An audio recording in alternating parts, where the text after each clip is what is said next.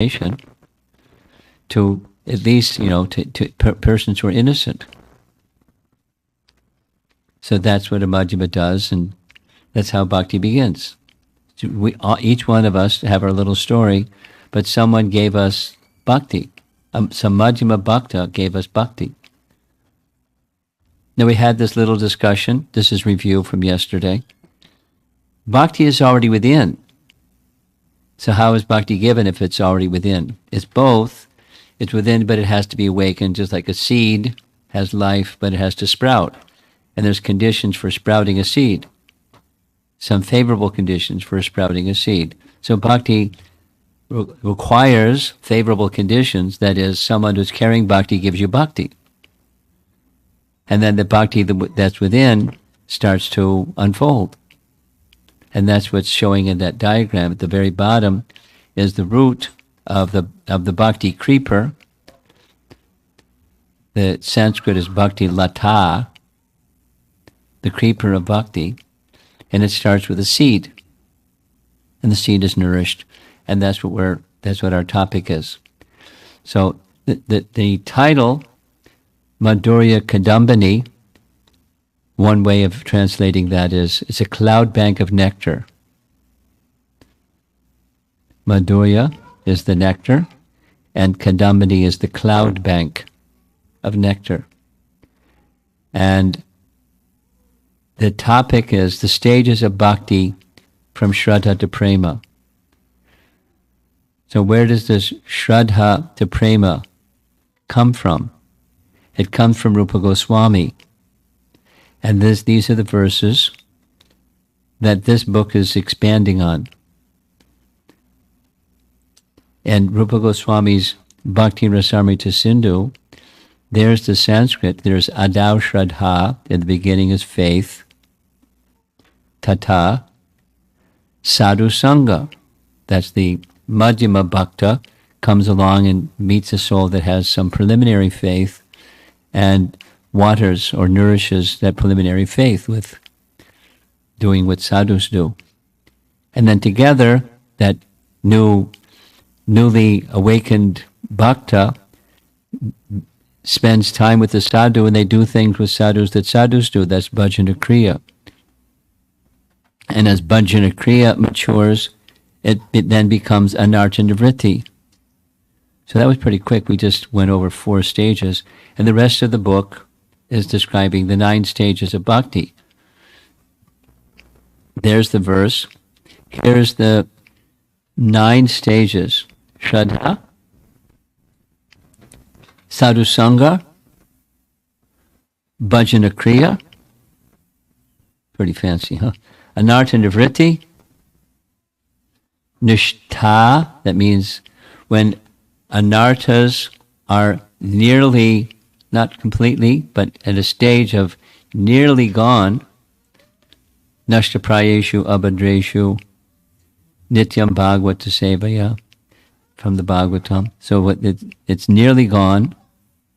That's nishtha. There's still some traces of the contamination, but that's the nishtha stage. Then comes ruchi, asakti, bhava, and prema. That's the 9 stages, and that's the subject of Madhurya Kadambini. And we're going to be going through those stages, and that chart is showing the stages. And if you look closely, there were some printouts, also a little color, 1-page printout. You look closely, you see all the terms that are in details of each of the stages that we're also going to be discussing just now. So chapter 2 is the steps from Shraddha to sadhu sanga. We're not going to complete chapter 2 because it's a long chapter. Then to bhajana kriya, and then divisions of bhajana kriya. We're just going to get to the sadhu sanga and a little bit of introduction to bhajana kriya. That's what we're going to do this evening. So here's a blow-up of just the bottom. If you can see on the screen, well, some of you are way back there, you can't see so well. But I'll tell you what's there. There's a root, and there's this brown colored area And the language inside that little lotus flower says, the field of the heart. So it is the heart receives this awakening of bhakti. And just above that lotus is still in the soil is shraddha. Shraddha. So the awakening of faith, I like to describe it as preliminary faith, or the faith that's within every soul. Now, there's modes of nature, and faith can be according to the modes of nature, but some preliminary faith in what? So the root of all things, just like the question during the prior class, is, whatever there is, it comes from Krishna, so it's indirectly or directly, it's faith in Krishna, because everything comes from Krishna. So when that preliminary faith somehow gets the good fortune of a Madhyama Adhikari, and the Madhyama Adhikari starts to pour bhakti sound vibration or Krishna prasadam, some manifestation of bhakti upon that soul that has some preliminary faith, then that's the germination of the seed of bhakti. And that germination of the seed of bhakti comes from sadhu sanga. So, my dear devotees, please become sadhus and give sadhu sanga. Although you may be, little tiny jiva and, not a grand jiva at that, but still you give bhakti, what you have you give, and it's beneficial to you and for the others who receive it. Of course, try to do it nicely and not too much and not too little, and use your discriminating powers in the right way, and you'd make your best effort. And bhakti can start to grow all around you. You become an agent of bhakti distribution. Now here's a little education item. Vishwanath Chakravarti Thakur, we spent some time yesterday, a little bit about his life, great acharya. He enters into the topic of Madhurya Kadambini by speaking about a Paribhasa Sutra. What's a Paribhasa Sutra? Here's a little simple definition. A definition of terms or a system of abbreviations placed in the beginning of a book, which must be understood in order to properly understand the remainder of the book. So it's like a sutra, a code that gives the essence of what's coming up, the whole book. Generally, it's at the beginning, but it's not necessarily like the first verse. It's towards the beginning, and it's summarizing what's going to follow. And to understand what follows, you need to understand the sutra.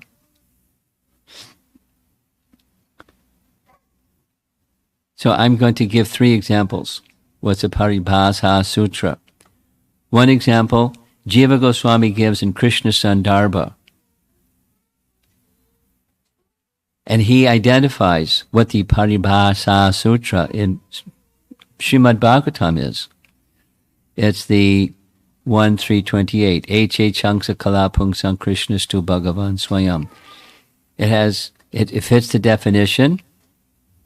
It comes at the beginning of the book. It describes what will follow later on. This verse, 1.3.28, Krishnastu Bhagavan Swayam, is the Paribhasa Sutra for Srimad Bhagavatam.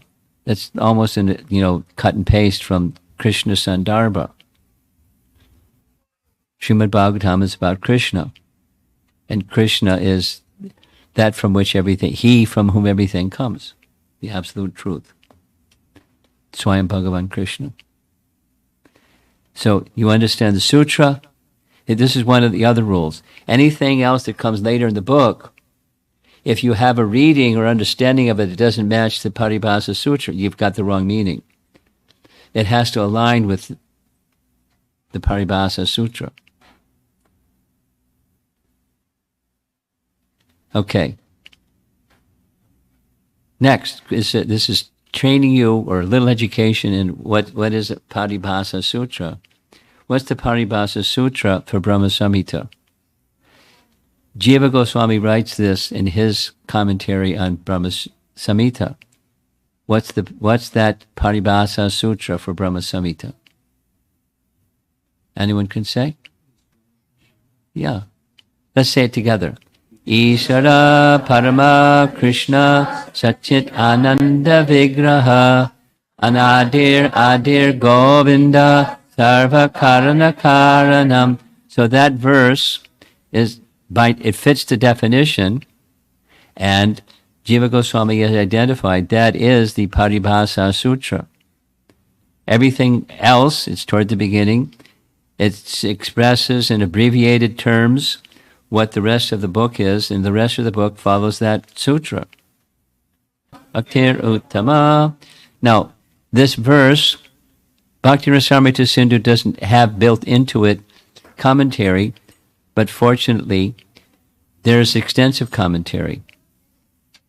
And Baladev Vijayabhusan made extensive commentary on the entire Bhakti Rasamrita Sindhu, and Vishwanath Chakravarti Thakur, we heard yesterday, made a commentary on the entire Bhakti Rasamrita Sindhu. He is a great follower of Rupa Goswami, and it means you're a follower of Bhakti Rasamrita Sindhu.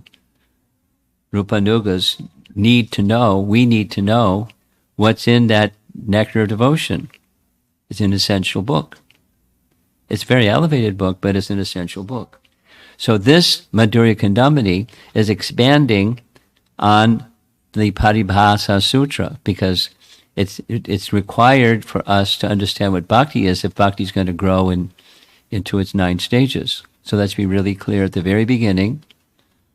That's what he's doing in this book. He defines the topic of bhakti by making reference to this Bhakti Rasamrita Sindhu.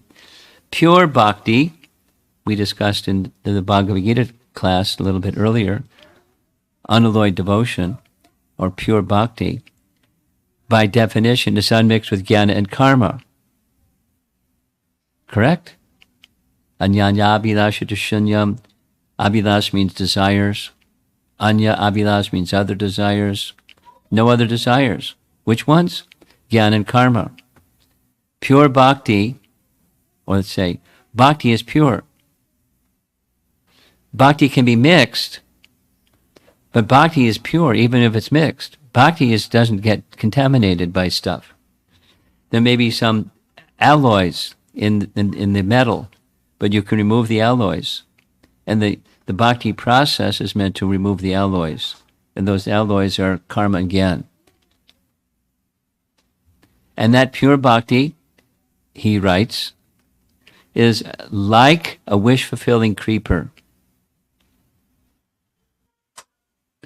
Now, supposing you want something material, that's karma. So that's not pure bhakti, but pure bhakti can also fulfill desires that look like material desires. Let's take a look at Dhruva Maharaj. By the time he got to pure bhakti, he was, I don't want it. And guess what? He got it.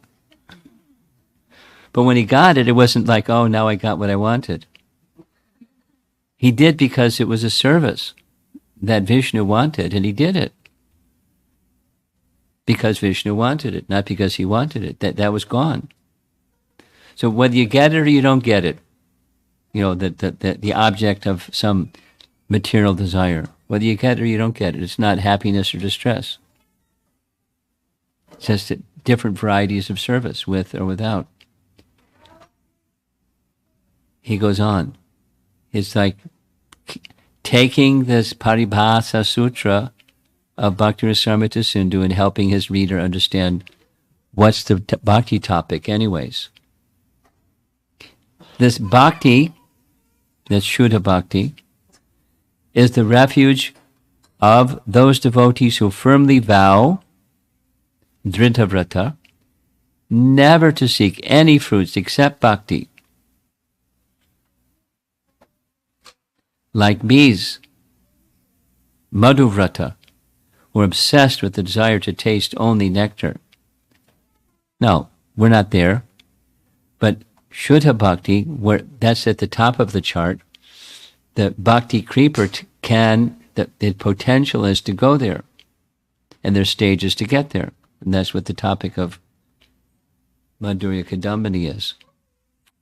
The very life of this creeper is a favorable attitude, anukulya, so anukulyena Krishna anushilanam.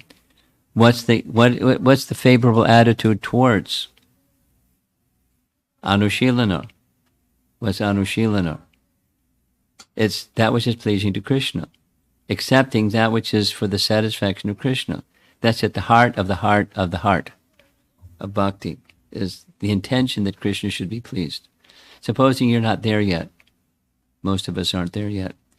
So when you're not there yet, what do? You cultivate that. And when you find, I got lost in the woods somewhere, I went off the highway and fell in the ditch, you get back on the highway. You get back on the recommitment, rededication. You hit the reset button for the Krishnas to be pleased. Like, the lady that likes music. So it's one thing to feel satisfied when all the instruments are there and the preparation is there and you're ready to go and everything's nice, but then it's not always like that. So stay fixed on the intention to please Krishna. I'm going to tell a little Prabhupada story. It's a nice Prabhupada story. Prabhupada stories always are nice. Akinchana Das Babaji. Some of you have...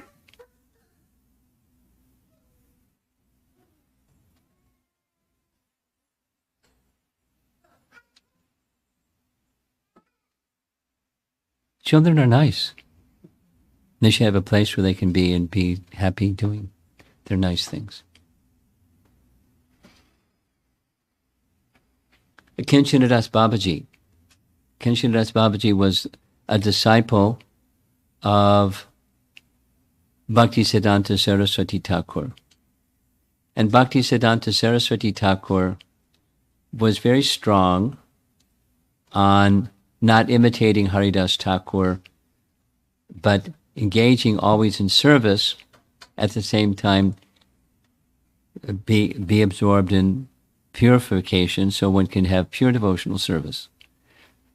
So Akinchana Das Babaji, once when Bhaktisiddhanta was traveling and visiting the Gaudiya Mas, the particular temple where he was, the person in charge complained to Bhaktisiddhanta, he doesn't do any service, he just chants.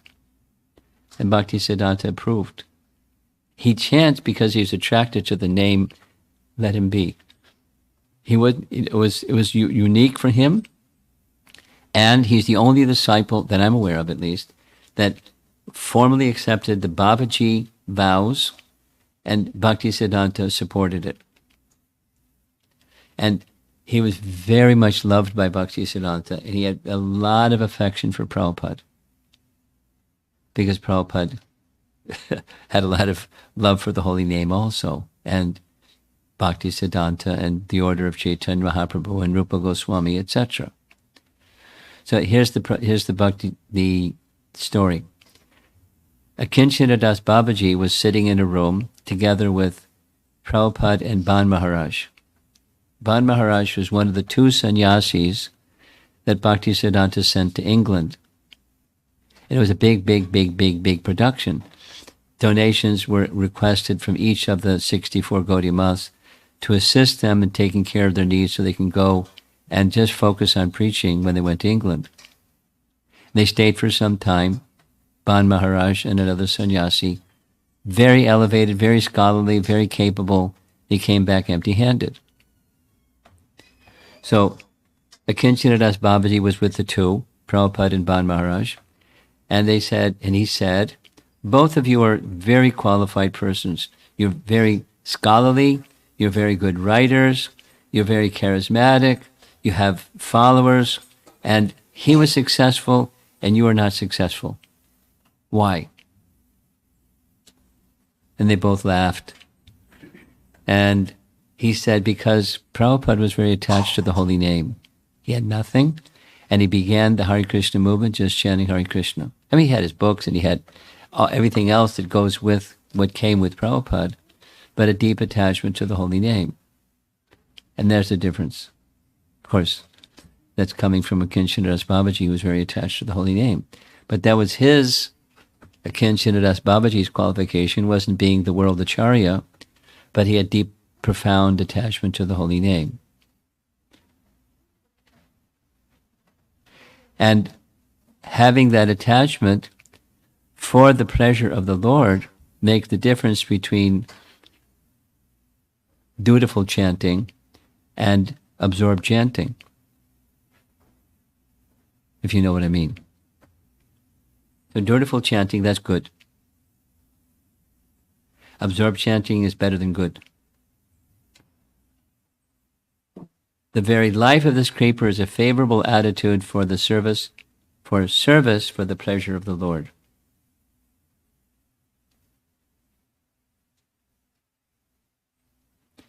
A little anecdotal, another thing.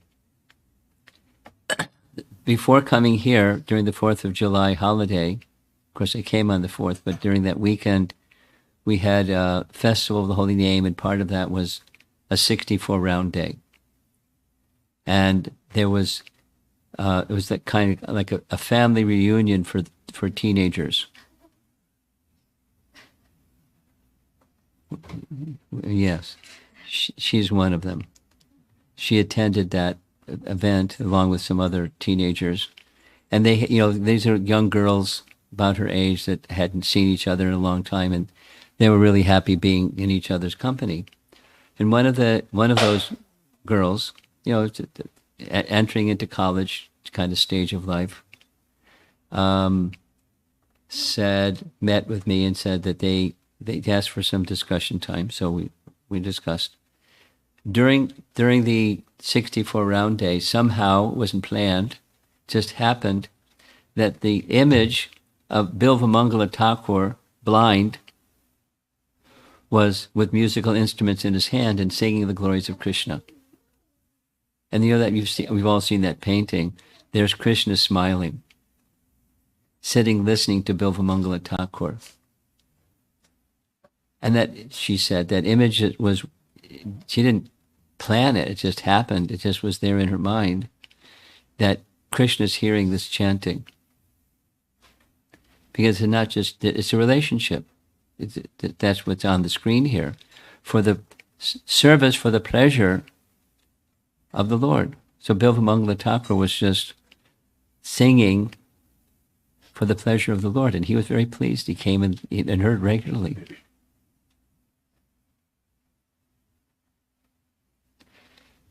When we're chanting for the pleasure of the Lord, he's hearing whether we're thinking for his pleasure, but if the all attractive becomes attracted. When that's the spirit of our service, our chanting, or our anything, our cooking, or going to school, or going to the office, or doing what we do, the worldly things of life. If it's done in the mood that it's somehow, let this be for the pleasure of Krishna, it starts with our Shravanam Kirtanam activities, which is how bhakti unfolds, or the Bhajana Kriya activities. So this is going back to now the Paribhasa Sutra of Bhakti Rasamrita Sindhu, defining what bhakti is. Like a touchstone, the very presence of bhakti makes the heart and senses gradually lose their iron-like material qualities and acquire pure golden spiritual qualities. That's the unalloyed metaphor again.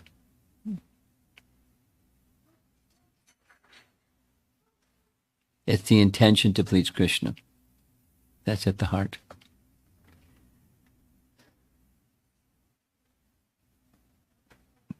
So now we're going back to Madhurya Kadambini. There's 3 subject matters in Bhakti Rasamrita Sindhu, or nectar devotion. And sadhana is sadhana bhava and prema bhakti, right? So this is sadhana bhakti topic. And as the sadhana bhakti that has now sprouted because of sadhu sanga, how does it take shape? What does it look like?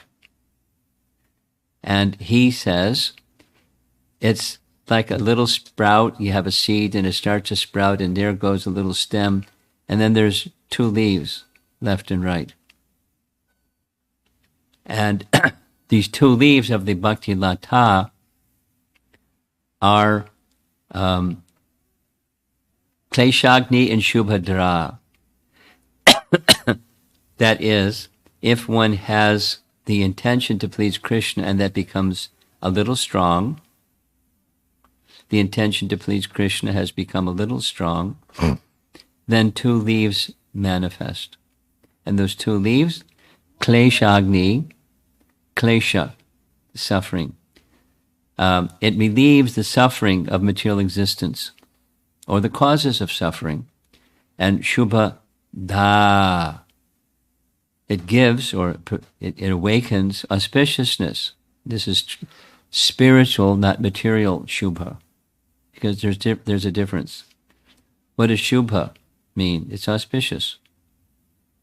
But one may try to do something to get something material, and one may do something in order to please Krishna.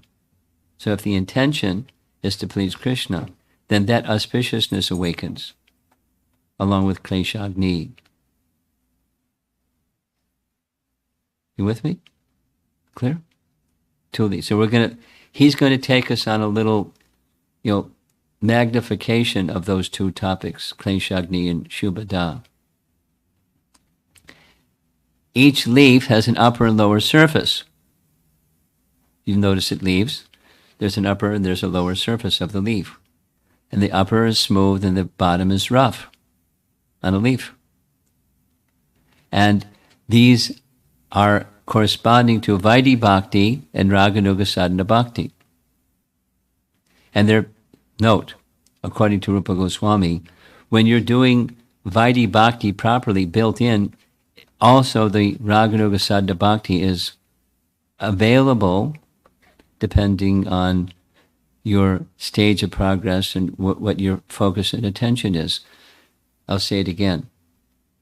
Those who are followers of Rupa Goswami were on the path of Ragamarg.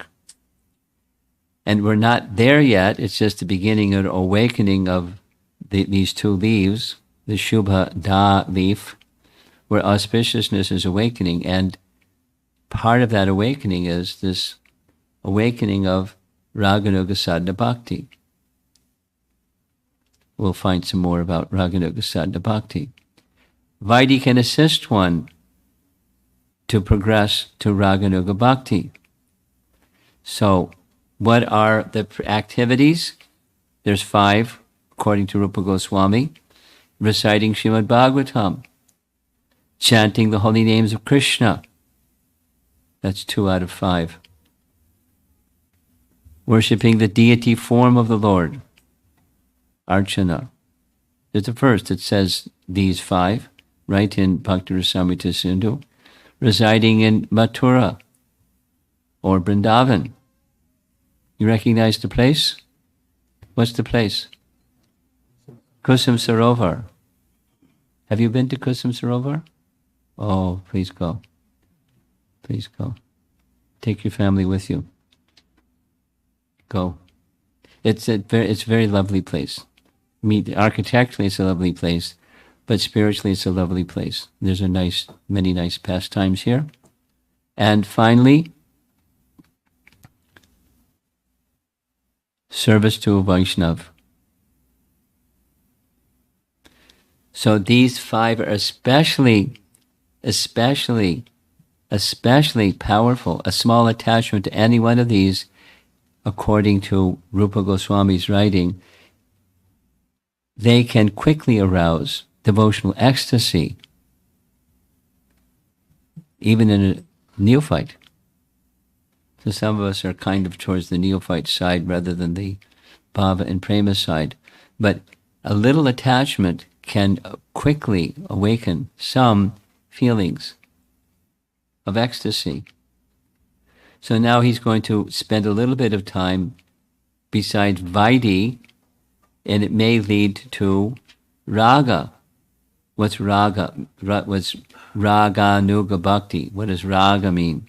Anuga means a follower, and raga means a thirst or desire for things pertaining to Krishna or for Krishna himself. So there's the raganuga bhakta, and the raganuga bhakta, according to Rupa Goswami, becomes a follower of a ragatmika bhakta. What's the ragatmika? What's the distinction? Ragatmika bhakta are those eternal associates of Krishna that are fixed eternally in that stage, like Mother Yasoda, for example, or any of the other examples of any of the other rasas. Those personalities in Krishna's pastime, they're the ragatmika bhaktas. And the raganuga bhakta becomes a follower of the ragatmika bhaktas. For example, here's a nice for example.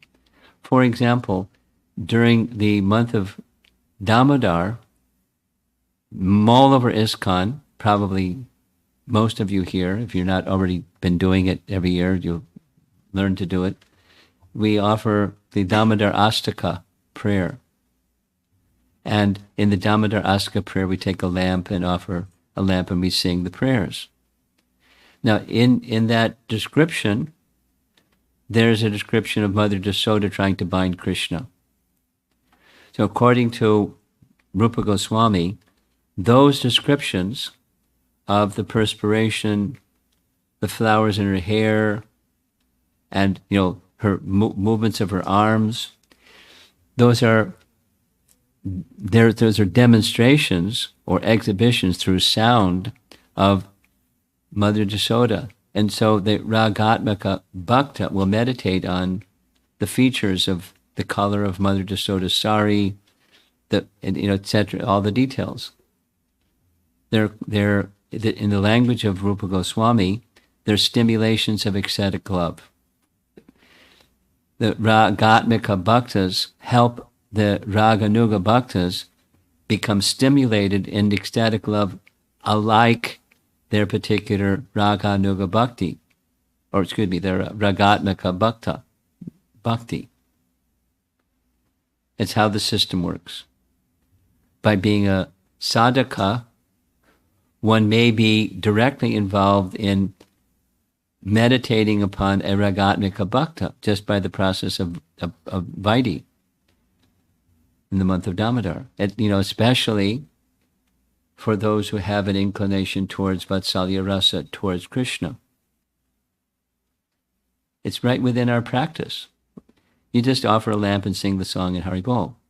But as one goes along, that cleansing and purification can lead one to a more spontaneous kind. So the two leaves, the Shubha Da leaf, has an upper and lower surface, and one can lead to the other. That's what he's explaining. And we just got started. It's just the step 2. Now, Kleshagni, that's the other leaf. Klesha means misery. And there are different types or categories of misery destroyed by bhakti. And this is important. There's many, many, many, many verses that describe, for example, that one who chants the holy name even once, such and such. So here's some of the such and such, 5 types of kleshas that are destroyed by bhakti. Here they are. And it's in the chart that's blown up here. Those of you who got a printout, the artist very nicely captured these points. Avidya is a source or cause of misery. It's a root primary root. Let's do this. In Buddhism, which is a little bit trendy these days, there's this understanding that the root cause of suffering is desire. The Vaishnava understanding is the root cause of suffering is ignorance. Because ignorance leads to ignorant desire, leads to ignorant activity, leads to suffering. So the root problem is not desire. The root problem is ignorance. And it brings misery. So Kleshagni,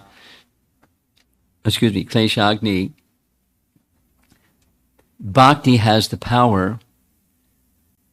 The Madhyama has given the power of returning to give bhakti, and when one receives bhakti and starts to cultivate bhakti by shravanam and kirtanam, then ignorance of one's identity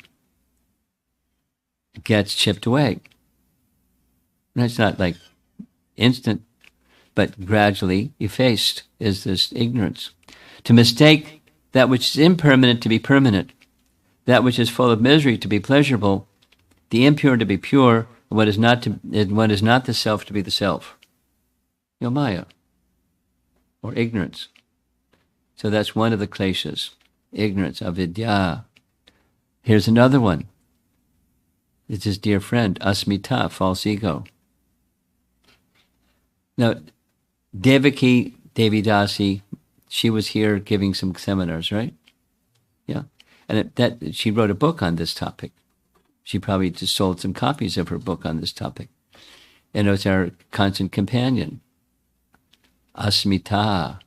But bhakti has the power. If you awaken, as you awaken bhakti, this is dismissed. It's a source of misery.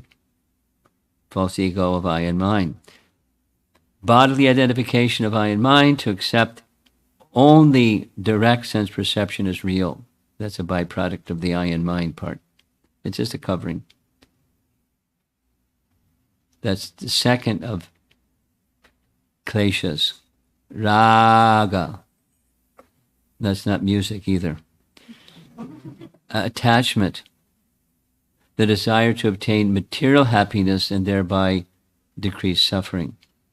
I just need more. And then I'll be happy. And my misery will be gone. That's a fool's paradise. So there's three. Avidya, asmita, raga, dvesha. Ooh. Hatred or aversion to unhappiness or the causes of unhappiness. Like that person over there, fault finding and blaming and all of that stuff that goes on. And then abhinivesh. Pervasive obsession with material things. And these are in decreasing order. Instinctively clinging to bodily enjoyments, fear that death will cut one off from all these things, the things that you're attached to. Fear. Due to abhinivesh.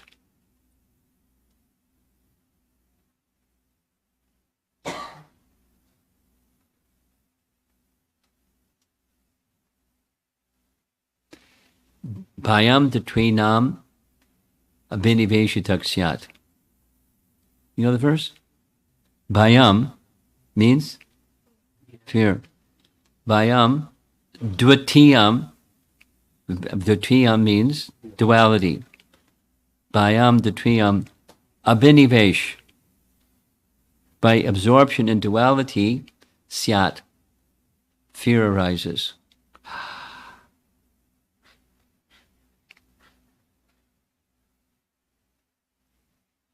So bhakti has the power to dismiss that abhinivesh, pervasive obsession with material identification.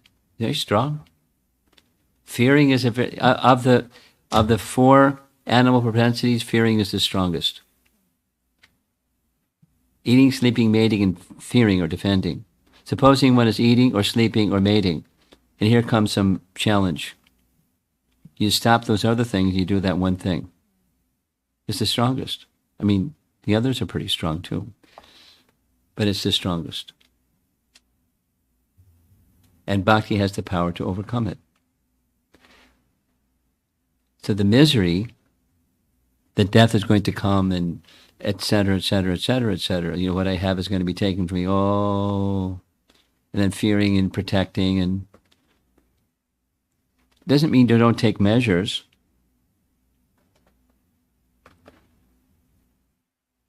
There's a few persons from the Indian background here. Some of you are born in America, but an observation from someone that wasn't born in India and wasn't raised in the way that our youth are raised here. An observation is far more tendency is there in Indian families to lock their doors than in the West. Now, I don't know if you've noticed it, but I've noticed it because that's not where I'm from. But it's not nothing wrong with it. But, you know, making things secure. And there's a reason. If you're from India. You come back and wait a minute, what happened?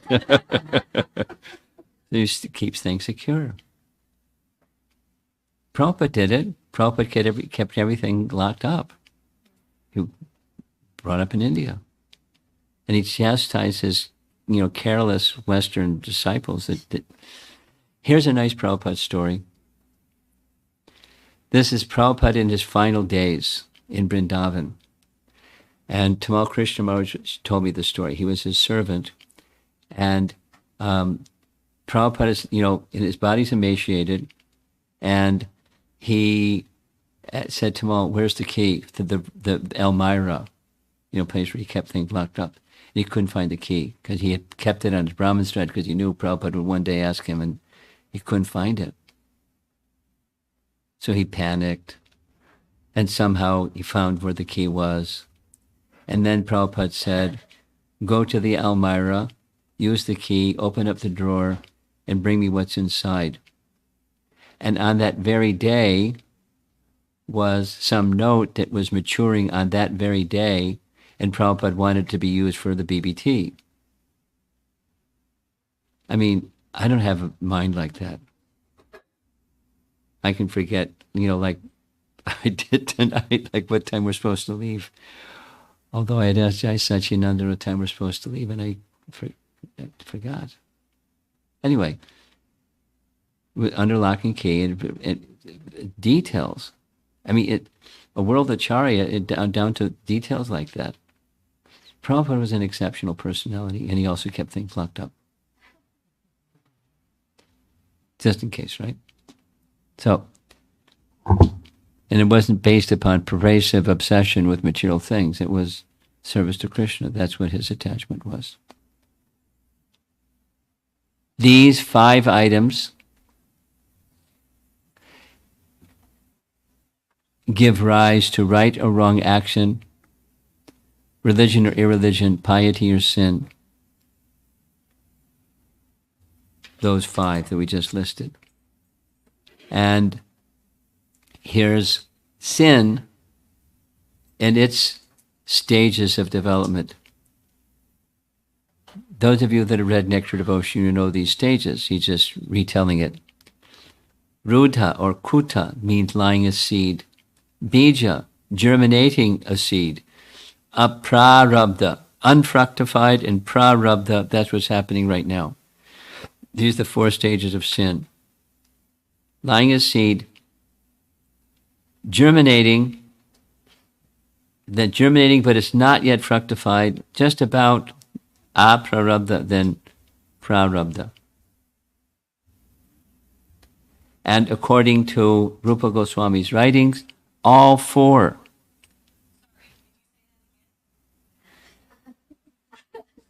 All 4. Even in the early stages of sadhana bhakti, all 4 just chant Hare Krishna like a Jamila, unintentionally calling Narayana.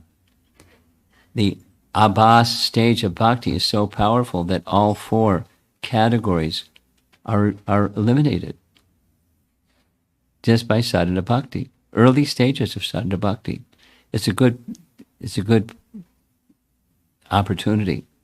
But watch out. Don't just do because it'll take care of the bad stuff and then keep doing the bad stuff. That's offense. And then the power of bhakti is withdrawn for such a person. Okay, now we're on the better side. The Shubha Da. Da means to give. Give divine qualities. And this is a nice list. Disinterest in material affairs, interest in Krishna, gratitude, mercy and compassion, forgiveness and tolerance. Nice qualities that arise naturally from bhakti. It's one of the leaves of the early stages of bhakti. Truthfulness, simplicity, equanimity. These are mode of goodness qualities, aren't they? Fortitude, gravity, respectfulness.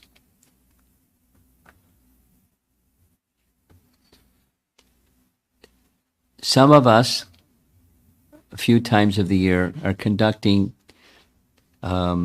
seminars, I guess, retreats in Gitanagari for completely new people. Like this list of people that were on this Bhagavad Gita class, they're persons that attended the event and they wanted to go further with study of Bhagavad Gita. So there's like,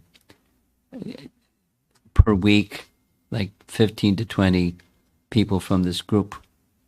It's called Body, Mind, Spirit. Into each of the events, there's a theme.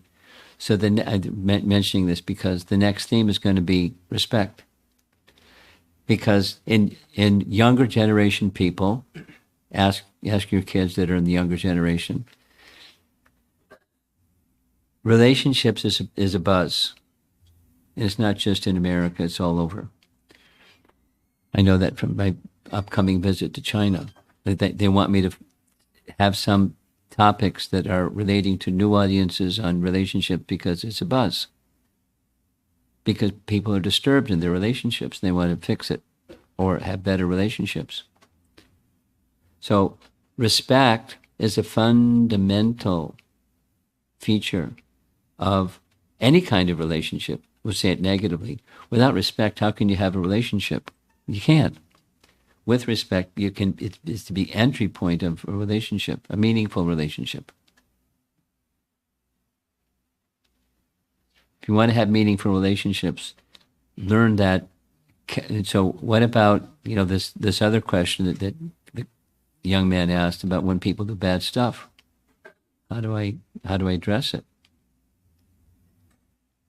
And I get judgmental, and I know that's not good. So what path should I follow?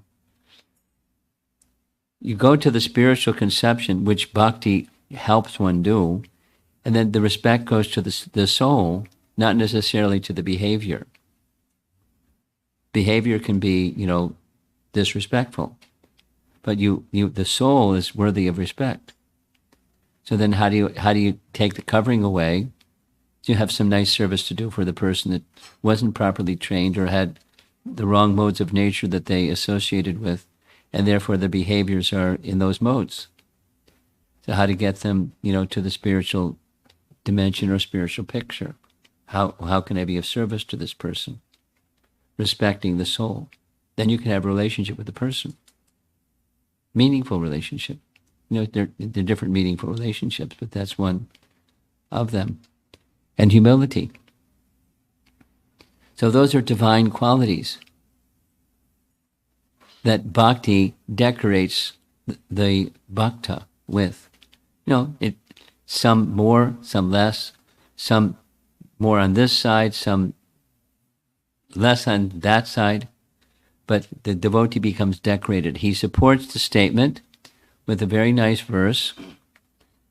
Let's say the verse together. Yes, yasti bhaktir bhagavatya kinchana sarvaya ganais tatra samasate sura. Then there's more. Harava bhaktasya. Then for those that aren't, the abhaktas of Hari, they don't have these decorations. Shubhada doesn't happen with them. All the demigods and their exalted qualities, such as religion, knowledge, and renunciation, manifest in the body of one who has developed unalloyed devotion for the Supreme Personality of Godhead. Vasudeva. Akinchana. What does akinchana mean? Akinchana means having no material shelters. You can have stuff, but they're not real shelters. There's something that can be used, paraphernalia that can be used in service to Krishna. That's nice. And then you maintain it because it's in service to Krishna. But it's not, the akinchana person is one who, if they don't have, they're happy. If they have, they're happy because they're not having material shelters. Here's another verse. Look at this. This is Canto 5, Chapter 18. This is Canto 11, Chapter 2. Bhakti parishanubhava viraktir anyatra cha. Isha trika eka kala prapadyamanasya. These are symptoms of one who is engaged in bhakti. Devotion, direct experience of the Supreme, and detachment from other things. These three occur simultaneously, one who has taken shelter of the Supreme Personality of Godhead. Now, these are quotes. We mentioned this yesterday. I'll say it again. It's standard procedure in spiritual circles. Some statement is made, a declarative statement is made, and then there's scripture that supports the declarative statement. Or declarative statements are made because there's a statement in scripture. But if you're making some commentary, which is what he's doing, he makes a statement. Now he's supporting the statement with scripture. Standard. So these are two verses. Then he goes on. There's different rates of the appearance of Shubha qualities and different rates of the disappearance of the Ashubha qualities. They were all different.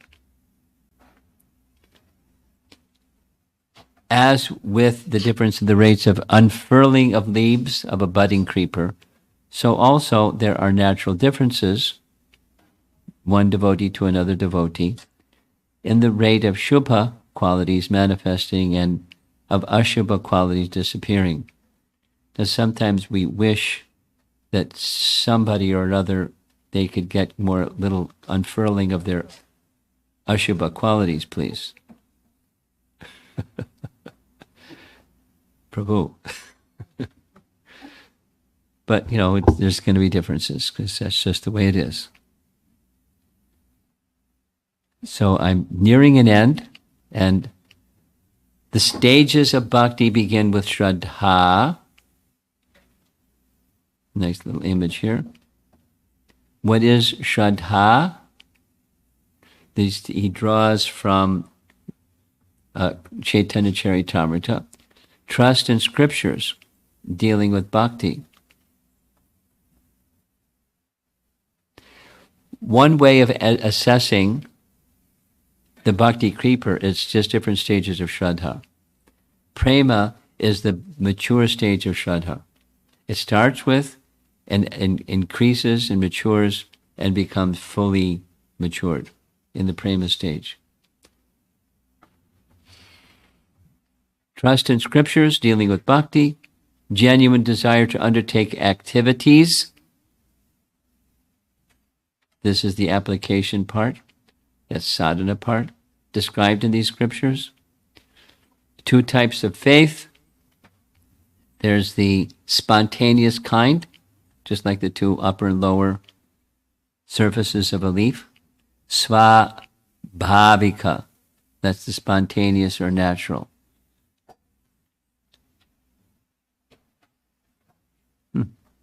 We discussed this during the Festival of the Holy Name also. There are ways to spontaneously become detached, and there are persons that have a spontaneous detachment. A nice example, the example that we discussed, was Haridas Thakur. He didn't have to restrain his senses. When the prostitute came, it was, it wasn't. He had shelter. She wasn't shelter. He was able to transform her because he had shelter, but he didn't have to struggle to control his senses. But Vishwamitra Muni, who was becoming so powerful in his controlling of his senses, Indra thought, maybe he has a plan to try to bump me off and take over my post of Indra. So he sent Menaka, go do your thing. And it worked. So there's the trying to control, or there's the spontaneous, the swabhavaki. Or this other term is by the association of a madhyama. One hears the messages from a madhyama, or even an uttama, who's carrying bhakti, and they become convinced gradually and then become more in control because their faith has become stronger. Sadhu sanga. Faith, remember the adar shraddha, leads one to take shelter of a guru and inquire from him about sadachar, good conduct. And then comes the sadhu sanga, like this young man's question about the path of becoming a brahmachari. Relate to like-minded devotees. Take association of advanced devotees. These two propel one quickly to the stage of a madhyama bhakta. So we just kind of moved from the Kanishna to the madhyama stage. That was pretty quick. It was only like 45 minutes. It wasn't bad. It takes some time, some cultivation. Other aspects of sadhu sanga.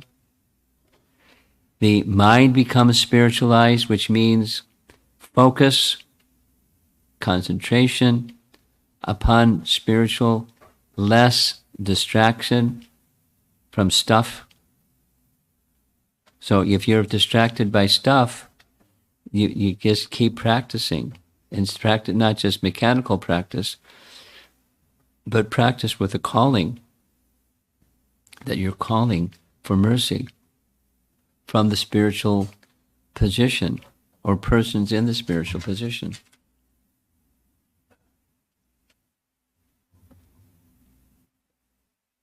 I shared this yesterday, I think. Prabhupada calling to Rupa Goswami, and Rupa Goswami appeared to him. I mean, pretty amazing.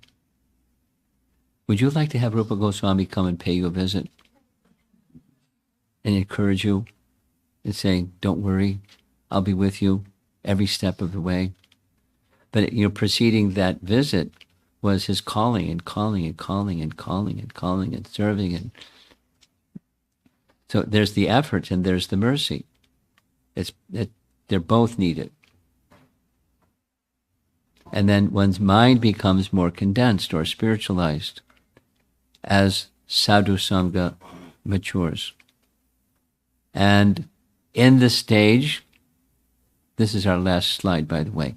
In this stage, there's still, this is in the sadhu sanga, not yet at the anarjana vritti stage, there's still some material attachments. In fact, they may be there more prominently or more subtly, but pervasively there. Lingering material attachments. This is at a stage of bhakti. It's got a nice name, Atyantiki. And so that's where we're going to end. And we didn't finish chapter 2, but tomorrow we'll complete chapter 2 and then begin chapter 3. And chapter 3 is going to be about anarjana vritti. That's our favorite place, the anarjana vritti place. He's trying.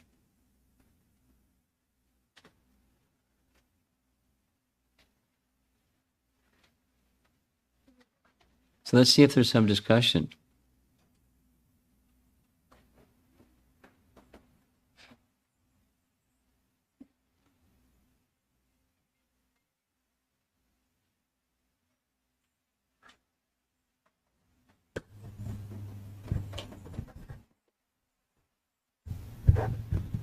Hare Krishna, Guru Maharaj. Pranam. Just a quick question. In the beginning, you mentioned about the commentaries on Sri Bhakti Rasamrita Sindhu, and maybe I heard it wrong, but you mentioned Srila Baladev Vidyabhushan's commentary? Yes. Okay. I'll try to find that. Thank you.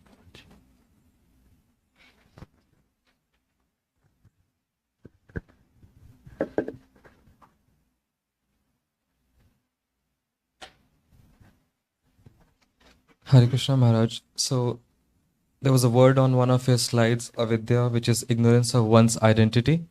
What was that again? The word avidya, Yeah, avidya. ignorance of one's identity. I feel I know the other side theoretically. I'm not just the body, I'm beyond it.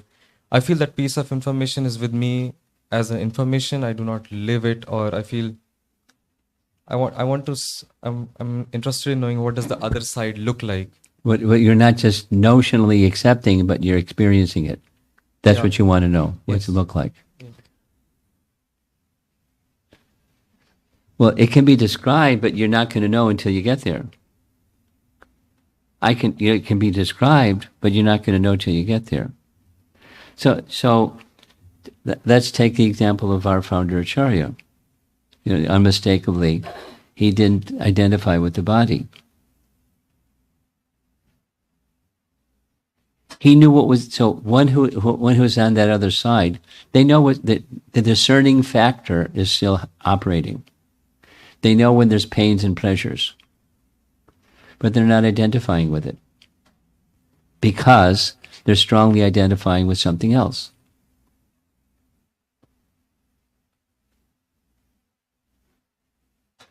There's a nice section, what does it look like? Here's a little Prabhupada story, and then we'll go to the Bhagavatam. So, Prabhupada story. Krishna Balaram installation, Vrindavan. Big event. 3-day yajna in the middle of the temple room. Vishvambar Goswami, who was the lead Goswami amongst the Goswami of the Goswami temples of the Radharaman temple. He was the lead person who everyone looked up to. So it was like fantastic event. There was 24-hour kirtan going on all the time, and so on and so on. A zillion people zooming in and out. In the back, in Prabhupada's quarters, he was having darshan because it was a big festival time. The darshan room was packed. And when the darshan was over, I wasn't there, I was in the temple room. When the darshan was over, Prabhupada stood up. It was a signal it's over. And he started walking to go to his quarters, to his room. And when he was walking to his room, somebody had spilled some water. And when the water plus the marble floor, it became very slippery. So his foot slipped. And he caught himself, there's a fireplace to the right, and he caught himself on the fireplace. But he twisted his ankle. And, the person that spilled the water felt really bad. Prabhupada was outwardly exhibited anger because that was what was needed, not because he was controlled by anger. But it was needed for the person who spilled the water, besides seeing his spiritual. So what he did immediately, he called, I wasn't there, but I saw the consequence later. He called for certain herbs and certain leaves and string. And he had the herbs made into a poultice and had the poultice pressed upon his now swollen ankle and some leaves tied on by a string to bring the swelling down. He knew how to do it. He didn't have to bring in a Kaviraj, he just knew how to do it. And then, so the next day, I was right up in the front, so he was, after greeting the deities, he went and sat on Vyasa-san to give the morning class. And because his foot was swollen, his ankle was swollen, it was distended. Normally he would sit with his legs folded. But, it was right in the front, so his dhoti was pulled up a bit because his leg was distended. And there was the poultice with the leaves and the string. And it must have been some pain. It was swollen. But you would never know it. He made no, recognition because he was above pain. Here's another one. Prabhupada at one time had an abscess tooth. Abscess means it's infected. And when the tooth is infected, the gum starts to swell. So the devotees noticed he had this swelling in his jaw. So they asked him, and Prabhupada said, it's infected, abscess tooth. So would you like us to take us to a dentist? No, just give me cloves. So in between his cheek and his swollen gums, he put some cloves because it kind of makes everything numb. And then he just went on like there was nothing going on. And then one day, few days later, while he was taking prasadam, he reached in his mouth, pulled out the tooth, and handed the tooth to Harisori and said, "Here, you can keep this," and went on with his meal. Have you ever had an abscess tooth? It's very painful. And it's like he knew it was there, but it wasn't absorbing his consciousness. And when you have some pain like that, you know it. But he was aware, but it was transcendental. So your question is, what does it look like? Your discriminating capacity, you can see what's what, but you don't identify with it because of strong identification with who you are, and not just aham brahmasmi. But I'm the Krishna's eternal servant, and that was his shelter.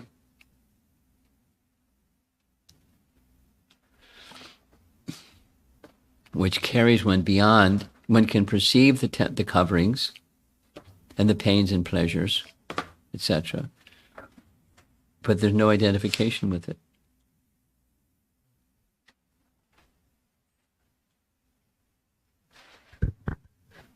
Hare Krishna, Guru Maharaj. Please accept my humble obeisances. So in the two leaves, Kleshagni and Shubhada, so the qualities like destruction of ignorance and false ego, and in the Shubhada, all the good qualities, do they just appear and then they mature as the plant matures? Well, they appear in the sense that they're of the soul already. Supposing somebody's not really a strong bhakta, but they appear to have good qualities, that's the reflection of the real thing. But the real thing is already there. It's just, you say appears, I'm just modifying that verb. It appears, yes, because it awakens. And what we just heard him, Vishwanath Chakravarti Thakur, say, at different rates they awaken or appear. Just like plants, some leaves appear more quickly, or smaller, or greater, or something. The effect of. It's the symptom of, it's a characteristic of. Bhakti is awakening. Does that answer your question? Yes. Okay. I have a follow-up question on that. So the Kleshagni, the results of Kleshagni, which is destruction of the sins of prarabdha, do they also get destroyed progressively? Do they also, speak slower. Do they also what?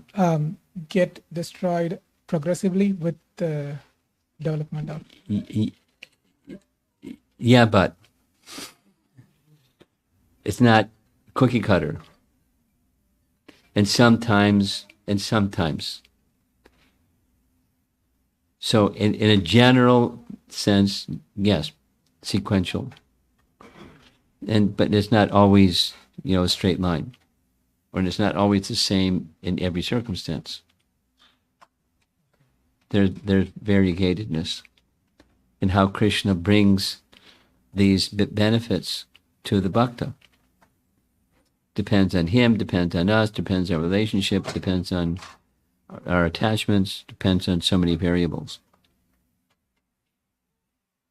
Okay. I have another question. Okay. In the Srimad Bhagavatam verse, where it says about devotee has all the good qualities, and on the opposite side, a non-devotee does not have any good qualities.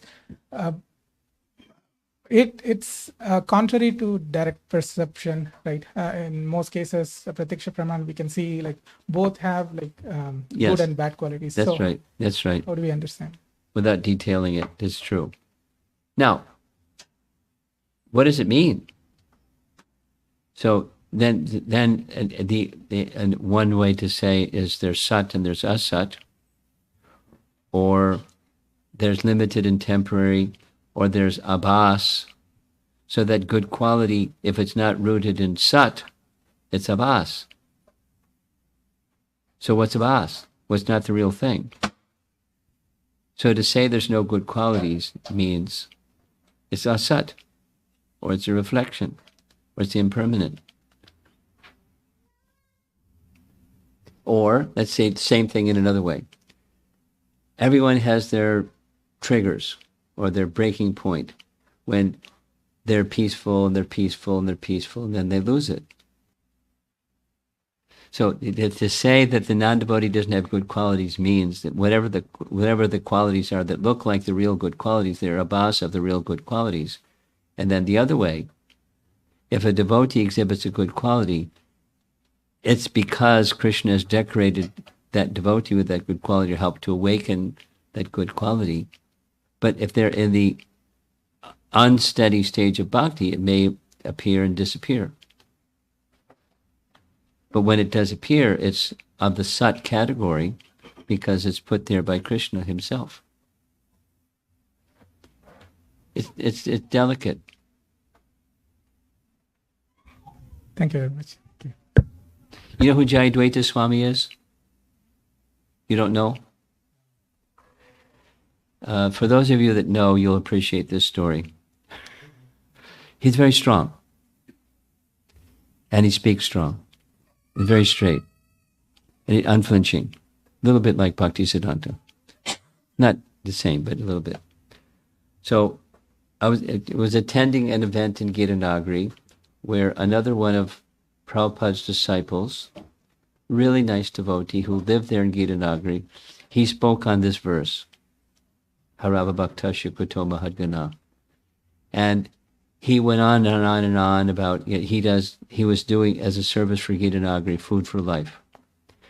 So Food for Life, he went to people's homes that were poor, and he was giving them prasadam and giving them, Krishna's kindness.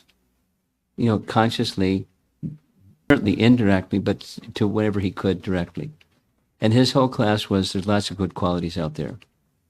Take my word for it, I see it because I go all over the place and do this Food for Life. Jayadvaita Swami was the first speaker the next morning. He didn't know that, I won't mention the devotee's name, gave the class, same verse, same class the morning before, and he went 180 degrees the other way. No good qualities.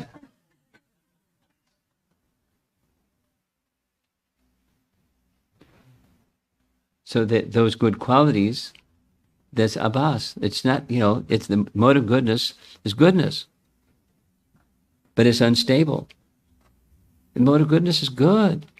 It's goodness. But wait a while, because the other modes are competing for supremacy, and sometimes mode of goodness just disappears. It becomes another one. And then that subsides because mode of goodness is prominent. So it's unsteady. Or it's not substantial, or not real good, not so then we'll go to the devotee side. So what about devotees that exhibited not very nice qualities? We see it sometimes, maybe not here in Portland, but some places. And then what's that? It's the residual effect of their past involvement in matter, and it's still there. Like this one, Adyantiki. Material attachments are still there in the sadhana bhakti stage. No surprise. But provided, it's a big if, provided they carry forward with the real spirit of what bhakti is, not just the behaviors in the dress and the tilak and the neck beads, but the intention that Krishna is to be pleased. If one can stay, as one stays with that purpose and principle, then the bad qualities will go, and the good qualities in their sat feature will take their place. It's a cultivation. And that's what Scripture tells us, and it's true. So the mode of goodness in non-devotee, that is part of the three modes. But for a devotee, whatever good qualities are there, they are transcendental. Well, yes and no. They're arising from contact with the internal potency, which is spiritual. However, there's still this mix. And so it's not fully spiritual yet, but it's becoming, and then gradually. I like Bhaktisiddhanta's word, the coverings become effaced. You know what that means? Effaced? Coins that rub, and eventually you lose what the date is and who's the person stamped on the coin, and it becomes effaced.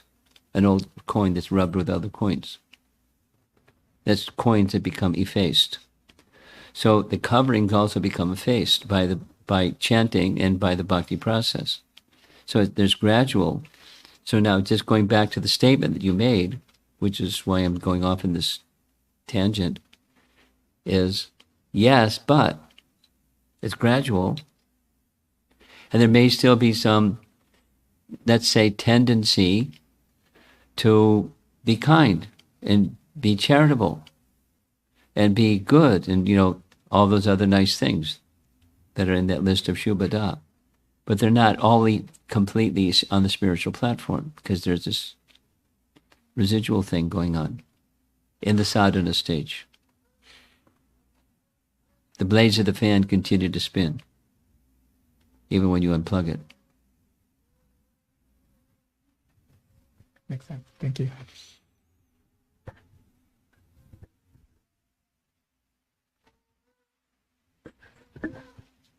Looks like that's it. One more. Online? Okay, give him the microphone.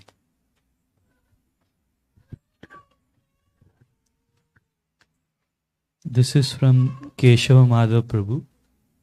Hare Krishna Guru Maharaj, can you elaborate on what does it mean of being... Wait, this is distracting. Can the child go to some place where they can be happy and babble and... Little children are nice. But their noise and classes don't go well together. Go ahead. Hare Krishna Guru Maharaj, can you elaborate on what does it mean of being disgusted by Kanishtadhikari? This is the Hari Parshad Prabhu class that he gave recently on Nectar of Devotion. Yes. Well, it means I don't want to remain stuck. So it's nice to be a bhakta. But a bhakta that has so much mix in the Kanishta stage, I'm not satisfied.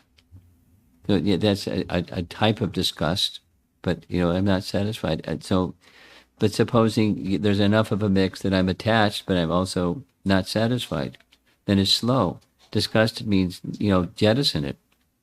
Leave aside those motivations and intentions that go along with Kanishta, and let me move on. Let me let go, pull the anchor, and let me move forward. That's what it means. Srila Prabhupada ki, Vishwanath Chakravarti Thakur ki, Gaur Premanandi.